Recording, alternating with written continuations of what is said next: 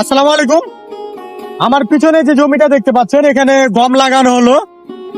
তো গম লাগানোর জন্য আগে আমাদের যেমন দেখা যাইতো যে গরুর হাল বা মোষের হালে 1 বিঘা জমি চাষ করতে 1 দিন লাগতো, কিন্তু আমাদের এখন বর্তমানে আধুনিক যন্ত্র আসার ফলে 1 বিঘা জমি চাষ করতে সর্বোচ্চ 15 থেকে 20 মিনিট সময় লাগে।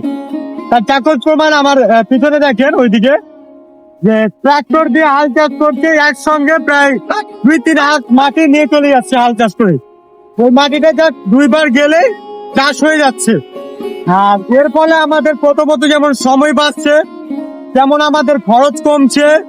তার পাশাপাশি আমরা দেখা যাচ্ছে যে ওই গরুকে যে কষ্টটা দিতাম, গরুকে বা মোষকে, সেই কষ্টটা দিতে হয় না। আমরা যন্ত্রের মাধ্যমে দ্রুত চাষাবাদ করতে পারছি। আর যখন আমরা গরুর হালে চাষ করতাম তখন কিন্তু মাটি এতটা ফিনিশিং হইতো না। আপনারা নিচে দেখলে বুঝতে পারবেন যে মাটি কতটা ফিনিশিং হয়েছে। কিন্তু এখন আপনার এই যে ট্রাক্টর দিয়ে হাল চাষ করার ফলে এই মাটিটা এতটা ফিনিশিং করা যাচ্ছে, কিন্তু গরুর হালে এতটা ফিনিশিং করা যেত না।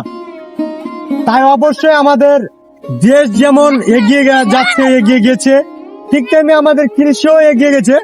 তবে এখন বর্তমান প্রশাসনিক দিক দিয়ে যদি আমি বলি, তাহলে সার, বীজ, মানে এক কথা যেটা কীটনাশকের দিক দিয়ে আমরা বর্তমানে পিছিয়ে গেছি।